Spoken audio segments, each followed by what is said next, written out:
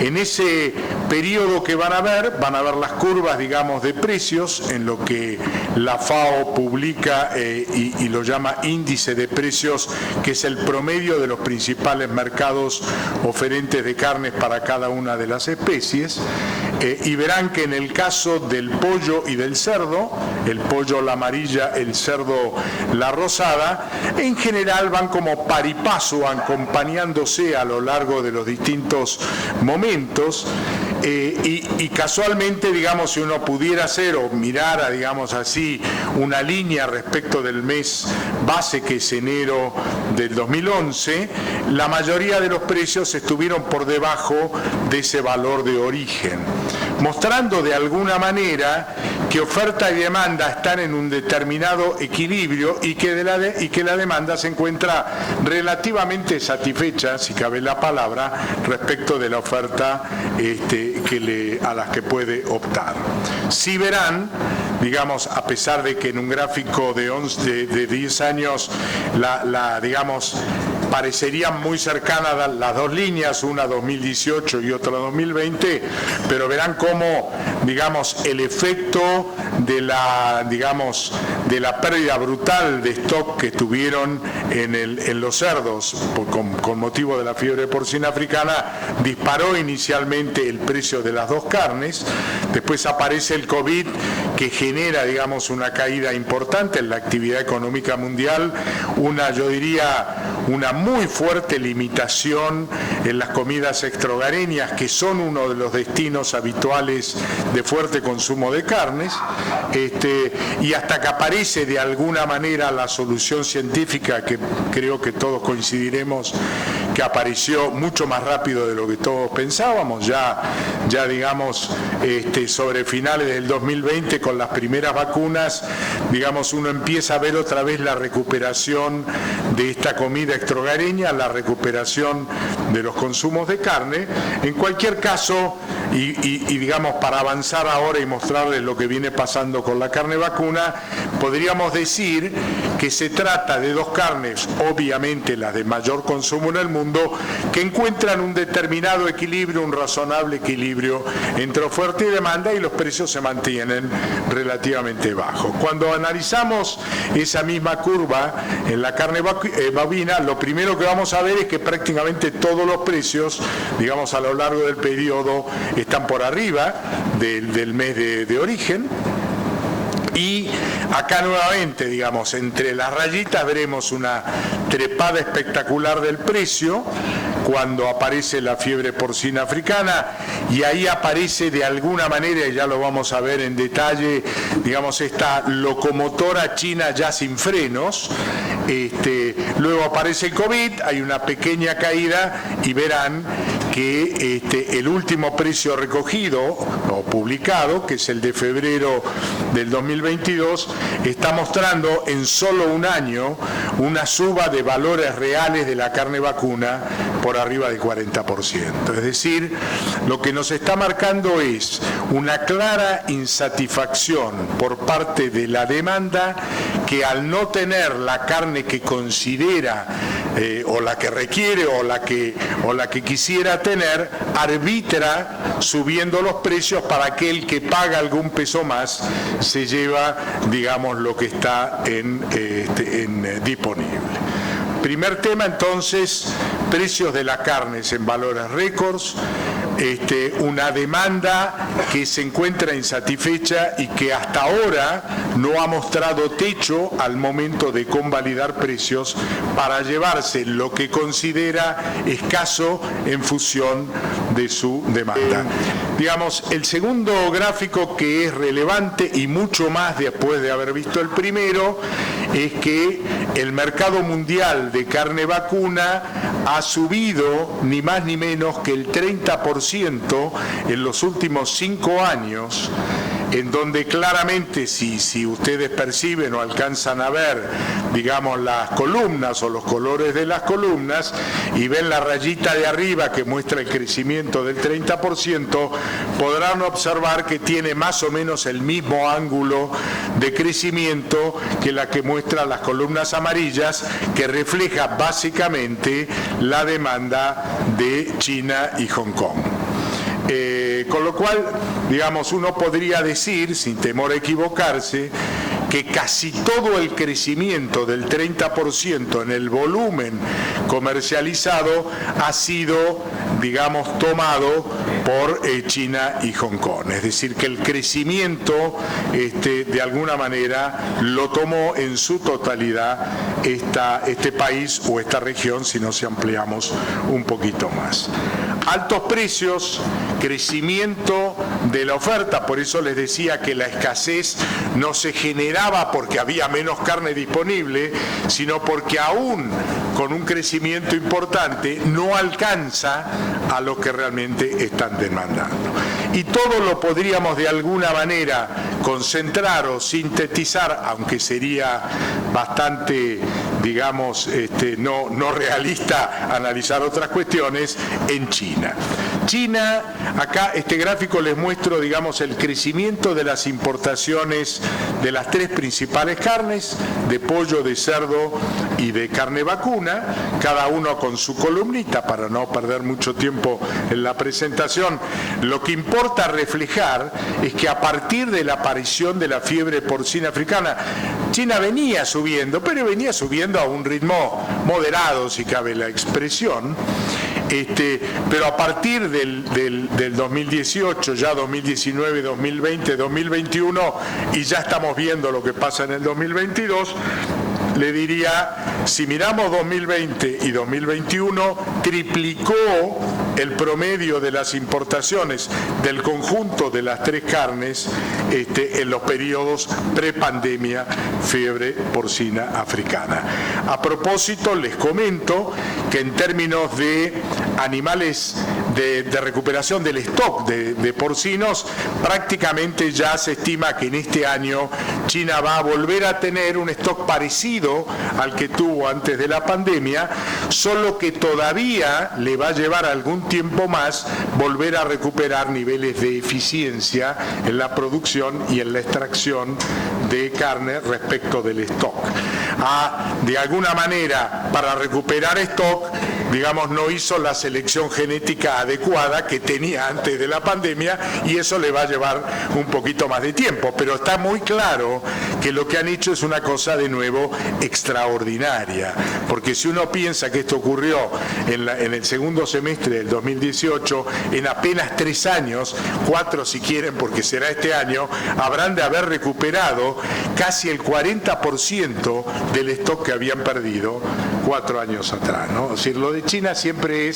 supera cualquier expectativa, no importa cuál es tu análisis o la precisión con lo que quieran hacer, siempre es más, ¿no? Y esto es bueno en términos de tener un cliente dispuesto a consumir y a pagar por ello.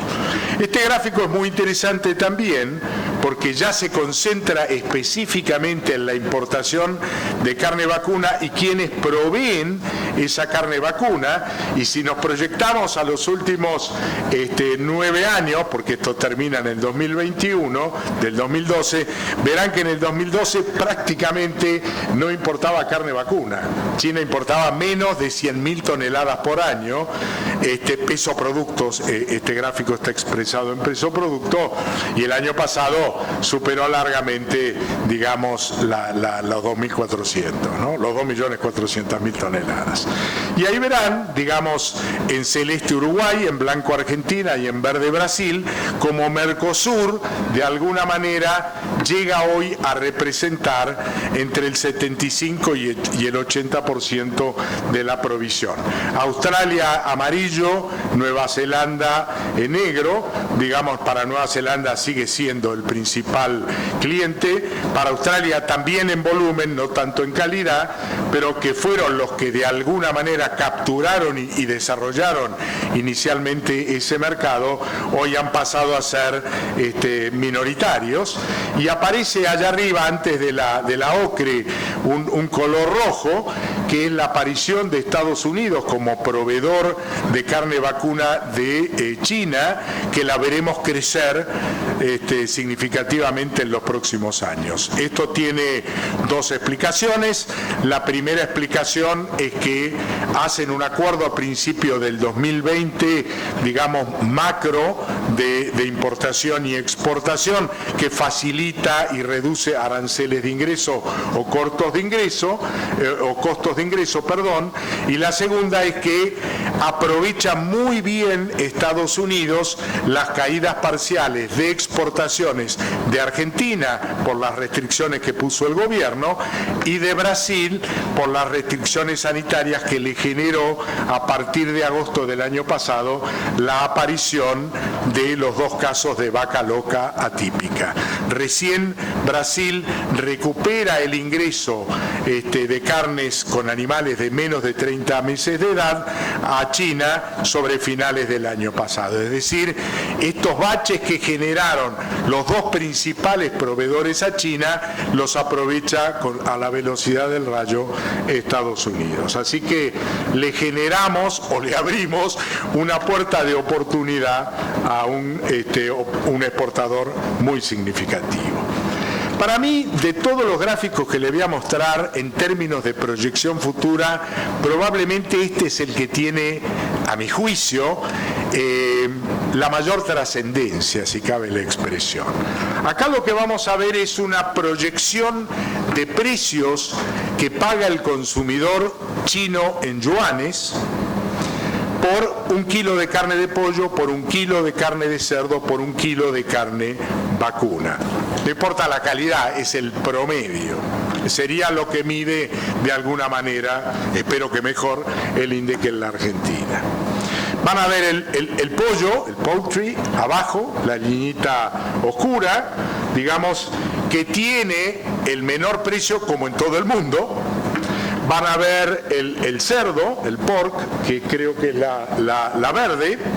cómo hasta la aparición de la fiebre porcina africana mantiene una relación de costos respecto del pollo bastante más cercana que el promedio mundial. El promedio mundial es, para ponerlo en números, es si vale 1 el pollo y vale 2 el cerdo, vale 4 la carne vacuna en promedio, o 5. Acá lo que ven, hasta este tema, digamos, de fiebre porcina africana, una relación muy parecida, porque es la principal carne que consumen, es la más común, es la que consumen no solamente afuera de las casas, sino también en la comida hogareña. Bueno, acá hay un tema que es muy importante y trascendente respecto del futuro, y por eso les decía que el gráfico era central. Fíjense ustedes cómo en la caída de este stock brutal, el precio del cerdo sube y se triplica al consumidor, digamos. Pasa de, ¿cuánto teníamos? 20 yuanes a 60. Y se mantiene así durante 1 año y medio o un poco más. En ese periodo, fíjense la carne vacuna, en ese periodo se achica enormemente la brecha entre el precio de la carne vacuna y el precio del cerdo, generando una oportunidad para que nuevos consumidores lo prueben, lo incorporen. Antes la carne vacuna básicamente se consumía en restaurantes. Empiezan a incorporarla como consumo hogareño, reemplazando esa carne de cerdo que no tenían.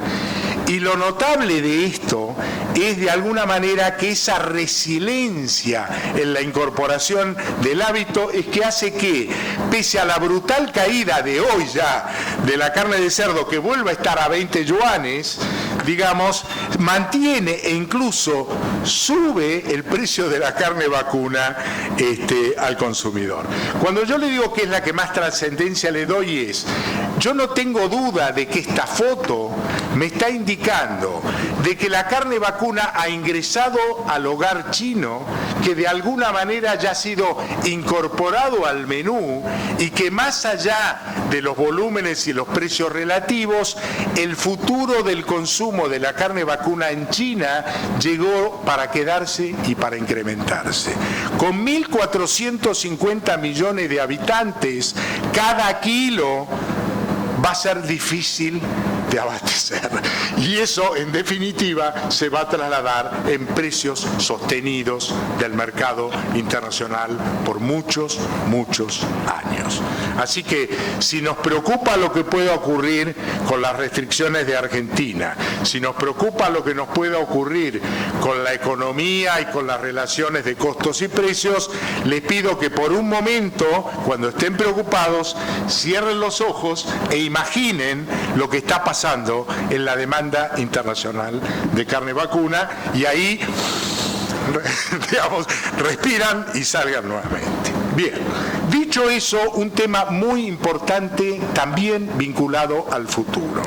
Este gráfico, muy simple, muestra básicamente el crecimiento de la demanda y del consumo de carne terminada a grano, considerándola no por el hecho del grano que sea mejor o peor que hecho a pasto, sino que tiene un valor mayor, que tiene un marmoreo mayor y un reconocimiento por parte del consumidor de una carne de mayor jugosidad, sabor y terneza. Razón por la cual, cuando uno piensa en China hoy desde la Argentina, y estamos viendo la vaca conserva y manufactura como no lo sé, 70% tal vez de la materia prima que exportamos a China, ese dato no está tan finito, pero digamos la mayoría, y uno piensa de cara al futuro, China va a ser siempre comprador de commodity de baja calidad y siempre nuestro negocio va a ser vender la carne de vaca, o de pronto vamos a poder ir integrando otros cortes de calidad que hoy tal vez tengan destinos para Estados Unidos o para Europa u otros mercados. Y la respuesta es, si seguimos este gráfico y vemos esta curva, yo les diría, pensemos que en un periodo no tan largo, tal vez 1 o 2 años, China, que ya empezó a llevar para pequeños nichos, también va a ser compradora y probablemente pagadora de mayores precios de aquellos que hoy llevan los cortes de mayor valor de nuestro país. Así que integración, volúmenes altos y además diferenciación por nichos y demanda de alta calidad. Bueno, este gráfico es simplemente para mostrarles en el redondelito de la izquierda de ustedes los precios por los que está pagando hoy Europa el kilo de novillo de calidad. Si ustedes miran todo el gráfico, verán que son los precios más altos del registro de los últimos 10 años. Esto nos muestra de alguna manera por qué hoy la cuota Hilton se exporta por arriba de los $16.000 la tonelada, precio récord absoluto en términos, digamos, del valor de la moneda, no ajustado, pero sí claramente estamos viendo que no solamente China está demandando y pagando bien, sino que el cliente tal vez más tradicional de nuestra carne de calidad también está teniendo grandes valores y por supuesto una alta demanda. El tercer tema que quería hablar sobre mercados es lo que está pasando en Estados Unidos, considerando a Estados Unidos, digamos, en sus dos fases, como tal vez el segundo ahora principal importador de carne vacuna del mundo y también el segundo principal exportador de carne vacuna del mundo en calidades diferentes, por cierto. Estados Unidos está pasando por un periodo, debido a las sequías de los últimos años, en que su stock de vacas, es decir, la producción de terneros, ha caído. No se nota tanto la caída en la producción global porque no ha dejado de subir en el peso medio de faena, pero si uno va al fondo de la cuestión, y es la generación del ternero, a partir de lo cual se construye la producción de carne, Europa está hoy en niveles más bajos también histórico, lo que ya hace prever que tal vez caiga por arriba del 5% en volumen exportador, es decir, un fuerte competidor con un poquito menos de polenta. Este gráfico lo voy a pasar rápido, pero son, digamos, a dónde va la carne de los 4 países del Mercosur centralmente, y van a ver que Brasil, Argentina y Uruguay, con diferentes proporciones, digamos, tienen hoy como principal destino a China y Hong Kong. Lo pongo unidos porque dependiendo de ciertas políticas, digamos, la barrera de acceso entre uno y otro se abre o se cierra, o tiene cierta altura y permite pasar por abajo, como quieran ustedes interpretarlos. Paraguay es el único país del Mercosur que no tiene acceso a China, básicamente por sus acuerdos geopolíticos con Taiwán, que como sabrán, Taiwán y China no están en las mejores relaciones y eso le impide, en todo caso, o no lo hacen, acceder al mercado chino. Pero simplemente quería que tuvieran un pantallazo de que, digamos, este feroz crecimiento de nuestro principal mercado en China no solo se da en la Argentina, sino también en nuestros vecinos de Brasil y de Uruguay. En la Argentina, básicamente, digamos, hemos tenido el año pasado, para el mes de mayo, si ustedes recordarán, un cierre de mercado por casi un mes, digo casi porque no recuerdo bien si cumplió o no un mes, pero casi un mes, digamos, en el que se dejó exportar, digamos, los cupos país-país, estos compromisos de cuota Hilton 481 y Estados Unidos. Y de alguna manera, digamos, esto se fue flexibilizando a lo largo del año, y la verdad es que arrancábamos el 2022 y arrancábamos, y voy a ser a lo mejor crudo en mis palabras, pero sin faltar el respeto, digamos, pensando de que el mercado en el mes de enero iba a estar libre de toda libertad, que de alguna manera esa frase yo la escuché en boca del ministro.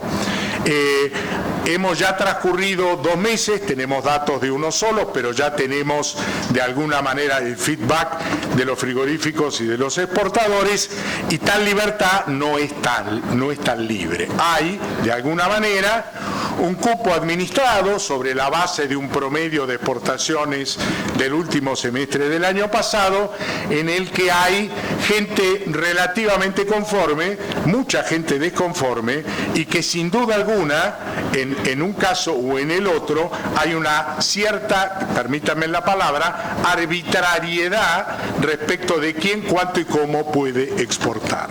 Este es un tema que, de no ser resuelto positivamente, nos va a generar un freno en el desarrollo futuro. Yo espero que, como bien nos han anticipado, que cuando se conozca el dato de la vacunación del periodo de otoño, que ya se ha iniciado, y se pueda verificar de alguna manera la certeza de que el stock se está recuperando y que mayores exportaciones no necesariamente deberían ir en detrimento de la carne disponible para el consumo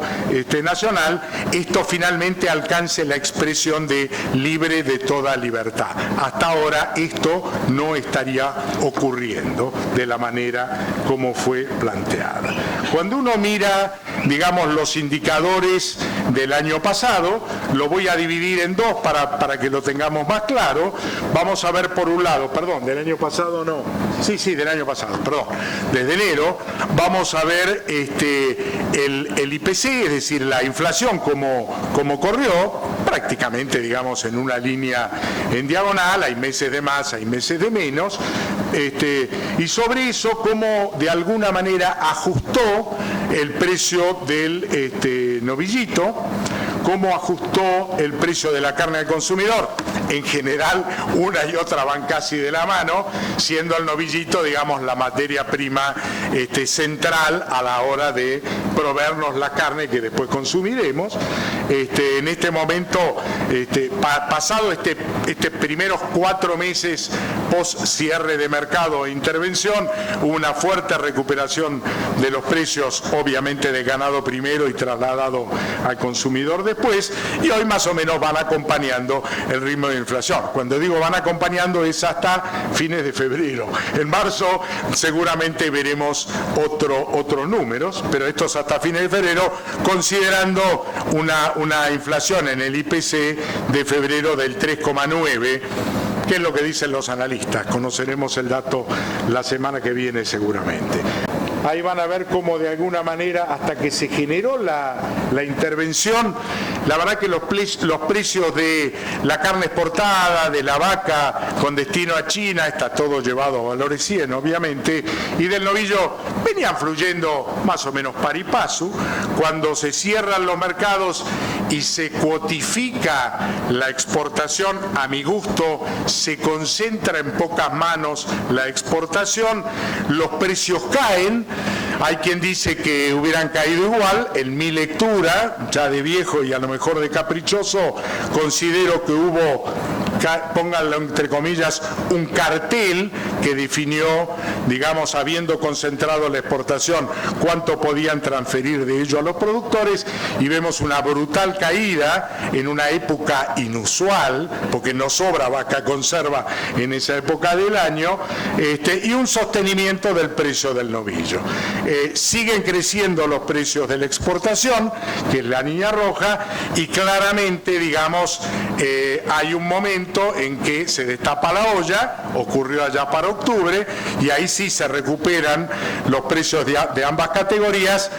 debido a una presión muy fuerte de los propios exportadores que estaban capturando un valor internacional muy alto, y que esta propia, digamos, apetencia sana, no lo digo en el mal sentido, digamos, hizo que fueran a pujar por una oferta escasa, y ahí subieron los precios. Hoy estamos en esta relación de precios donde todos más o menos han encontrado un nuevo equilibrio, tanto la vaca, el novillo, como el precio de la exportación. Sí, remarco que durante 4 o 5 meses hubo una transferencia muy grande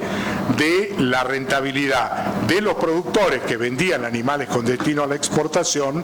a la industria, debido a intervenciones del mercado que a mi parecer no estuvieron adecuadas a la realidad. Bien. Yendo a las exportaciones, ahí van a ver las exportaciones de lo que son cortes con o sin hueso equivalente, res con hueso. Ahí van a ver en verde las exportaciones de hueso.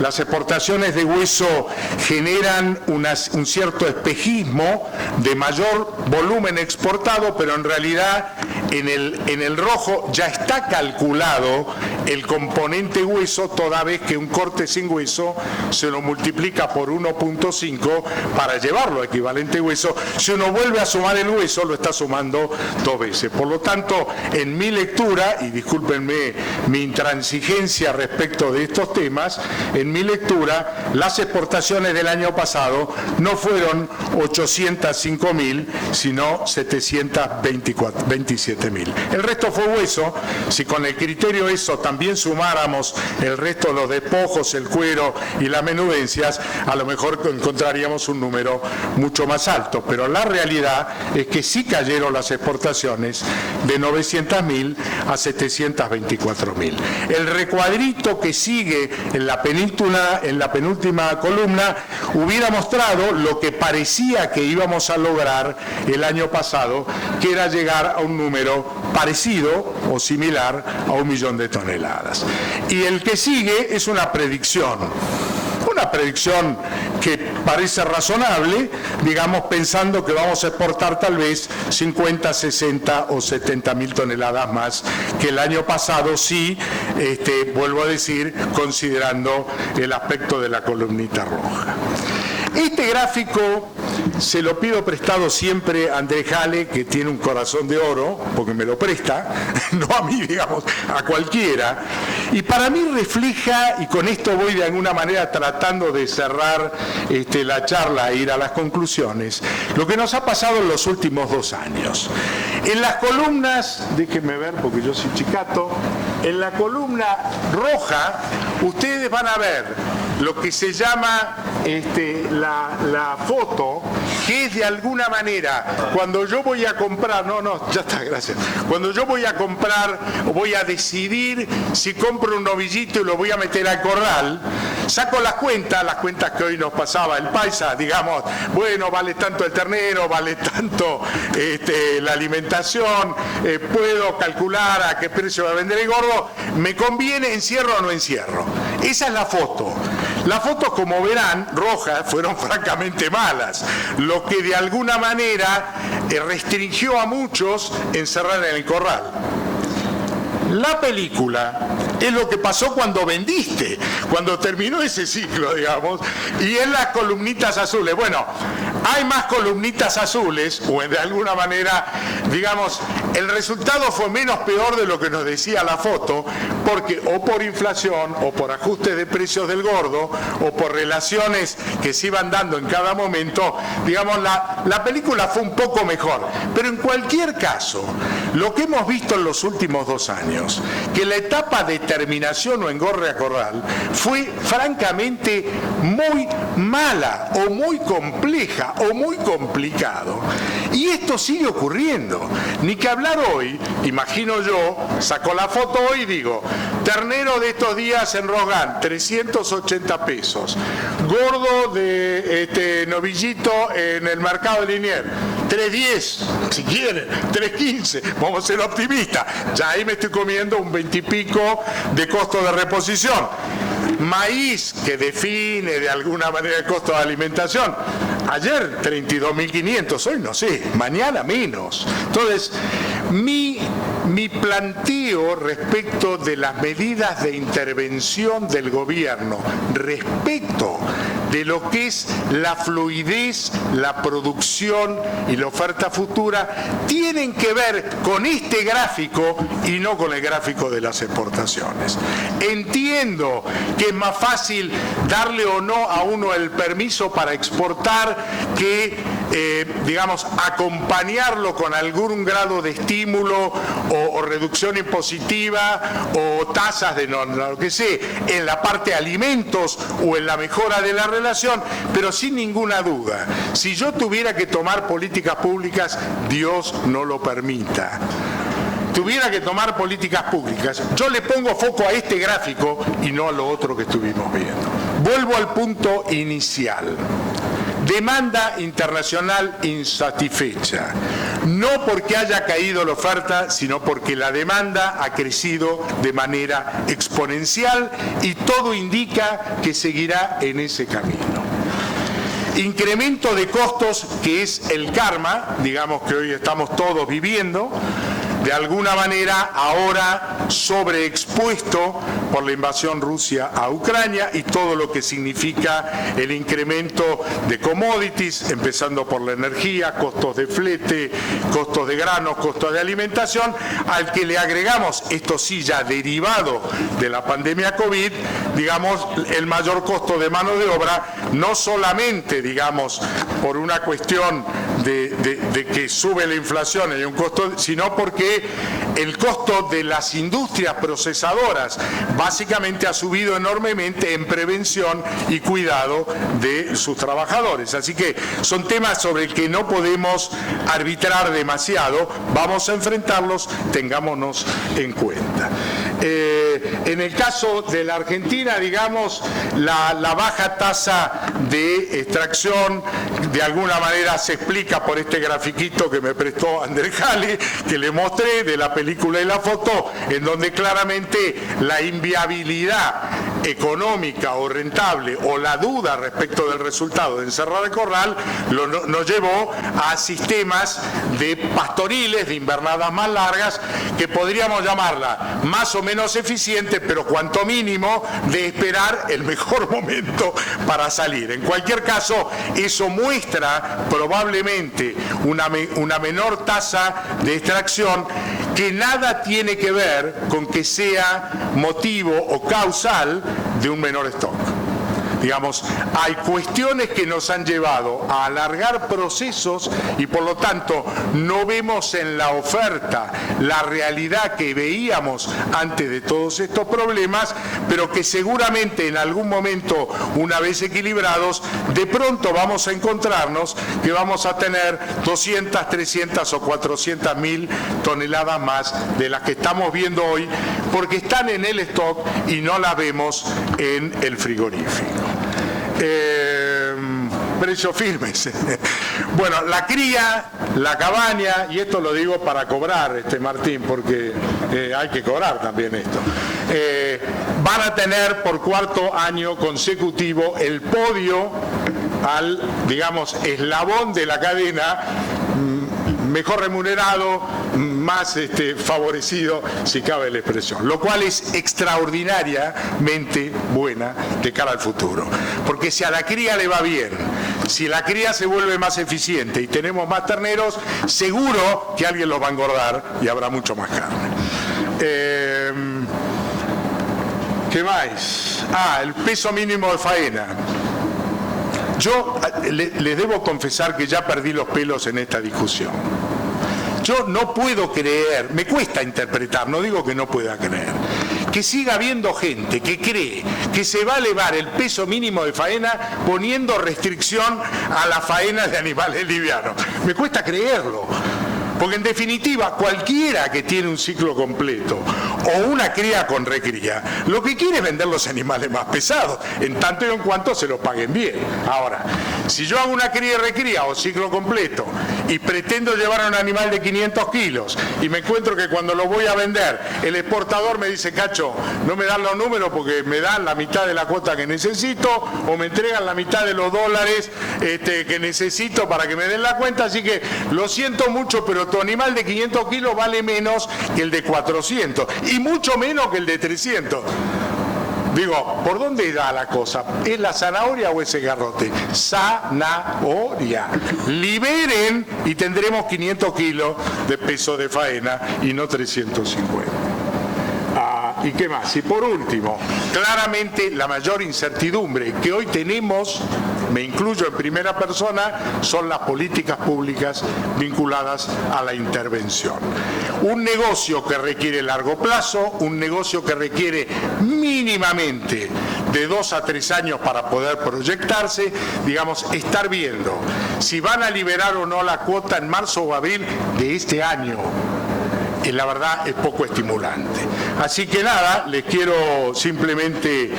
ratificar mi agradecimiento a la Brangus y la verdad es que cuando uno vuelve a mirar lo que está pasando en el mundo, solo puede ser optimista. Muchas gracias.